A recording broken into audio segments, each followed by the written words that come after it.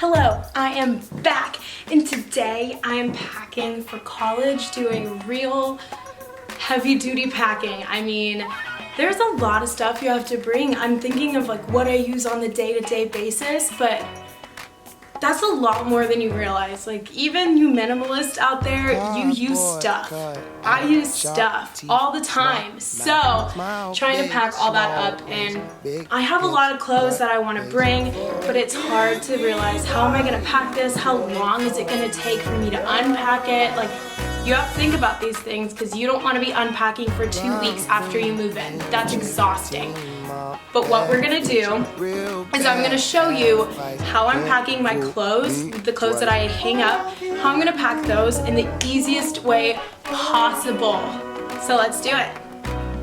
Basically, what's going on is I don't have garment bags, and I didn't buy garment bags. So we're gonna make some garment bags right now out of a handy dandy trash bag. This is the easiest way I could think to pack everything. I'm hanging it all up, so right now we're on dresses. I have all of my dresses hung up, and I had to split it into 2 different sections just because you don't want to overstuff the bag. Now that we've got our beautiful trash bag unfolded, you're gonna flip it upside down, fold it in half so that it's sealed in the middle, and then right here on this side, the side that doesn't have the 2 edges, so basically the exact center of the bottom of the bag, you're just gonna go through, give her a little snip, cut the corner. It's kind of like if you've ever seen cake videos, how they make like the frosting types or frosting bags or whatever. Literally the same exact thing, but you're doing it with a trash bag. So now when you unfold it, you have a beautiful little hole right there at the top.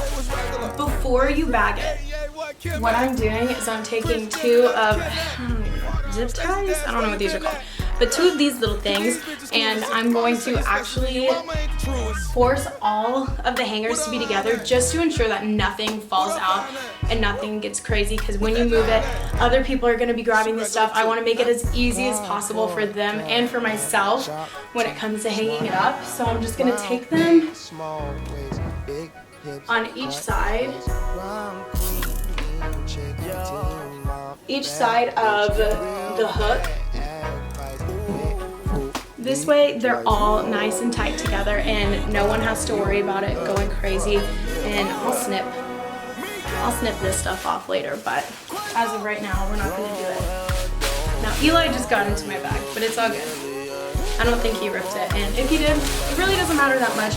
This is more of just protecting it to make sure that your clothes don't hit the ground, especially dresses. Your dresses don't hit the ground when they're being moved, and if they happen to be set down on the floor, it's not going to touch anything, it's not going to get dirty. Like, it's in a trash bag. These things are pretty reliable.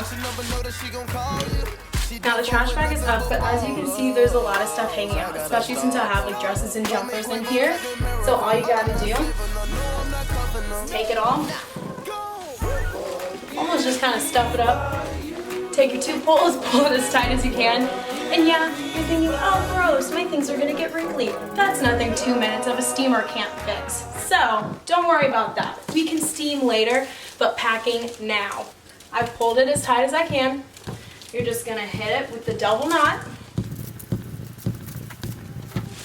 and then bam, your own little sack of dresses. So your shirts are gonna do the exact same thing. It's a little bit easier too because you don't have to worry about a tuck, because most of them end right at the perfect length for the trash bag. And you can fit more into a bag when you do t-shirts. I do about 10. That's my dog. I do about 10 hangers per trash bag just because you don't want it to be too full, you don't want it to be pushing the limits, and you have to think someone will, but you also have to think that someone is going to be carrying it, and how many hangers can you hold in a hand. And I also have the thick hangers too, like I have a thick plastic one rather than like a thin metal one, so that definitely goes into account of how many I can fit on there, but I stick with about 10. The last one I did 11 and it was kind of tight. But same thing with the zip ties in the bag, and you're just gonna keep going until your whole closet looks like a garbage truck. Literally, that's it. It's so easy to do, cheap, cost effective, and it'll ensure that everyone who's involved in your moving process will, I promise you, they'll thank you, because one, they don't have to rehang stuff. They don't have to worry about not letting it hit the floor. Like, that can hit the floor, it's totally fine. And if you really want to go the extra mile, bag at the bottom and then tie at the top next to the hook to make sure that nothing comes out, go for it.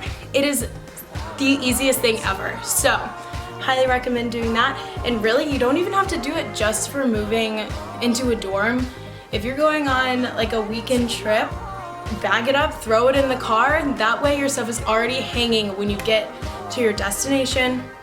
And again, take one of those pocket steamers. I got one, you need one. Steam the bottom just to ensure, well, you should steam your clothes anyways, but steam the bottom just to ensure that you don't have to worry about the bottom part being stuffed in there, maybe getting a little wrinkly. And it's so easy. Yesterday, me and my dad made headboards for my dorm room. Now, you can buy headboards, and that's totally fine, and they're so cute when you buy them, but they're really expensive. And I don't know about you, but why spend money when you can spend quality time with your dad making headboards for your dorm? I'm just saying. So, me and my dad made the headboards for me and my roommate, and without further ado, let's check it out. So first you gotta cut the wood into the shape of your headboard. We have the, I don't know what that's called, scallop? Sure. It's called what it is. And we cut the wood, which is, how thick is the wood? You can use any thickness of plywood. Any thickness. The longer the staple, the thicker the plywood is. Okay, so any thickness of plywood, and we pre-cut it into our shape, and now we're gonna lay it down and put the batting on top. So for our batting, we have 2 inches. They pre-cut it for us, so make sure you measure before you get anything. Measure twice, cut once. Right, Dad? That's right. That's how we roll.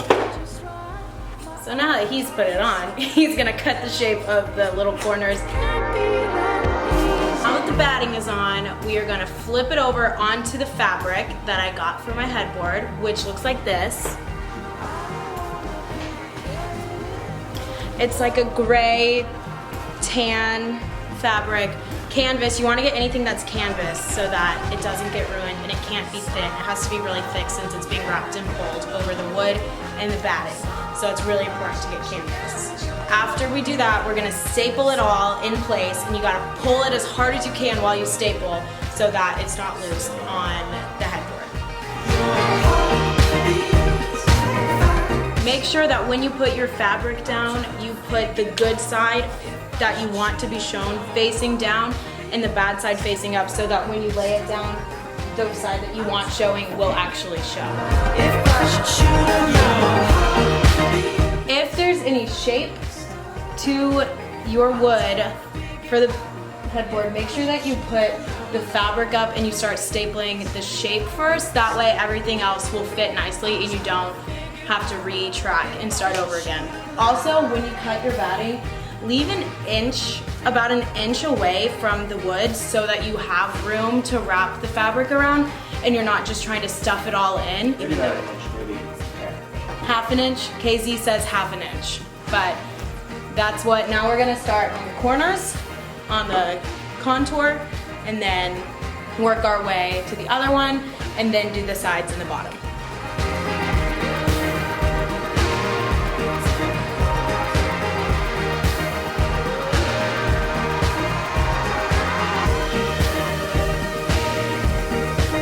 If you mess up, it's all good. You can just take the staple out.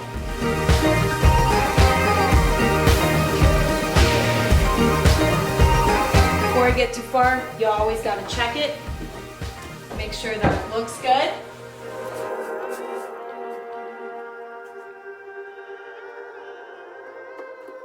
So now that you've gotten the headboard done, you can leave it as it is, or you can spice it up and add these upholstery tacks to it. And I just ordered mine off of Amazon.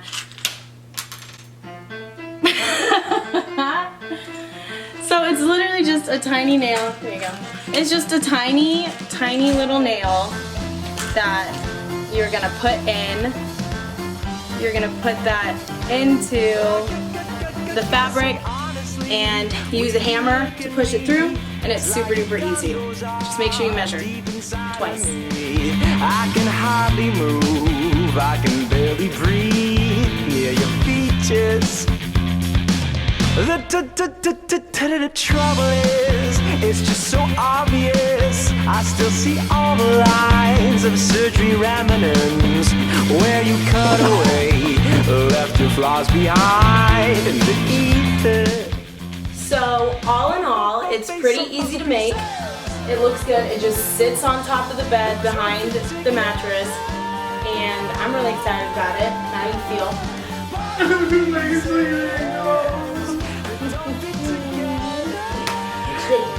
Wait, really quick question before we go.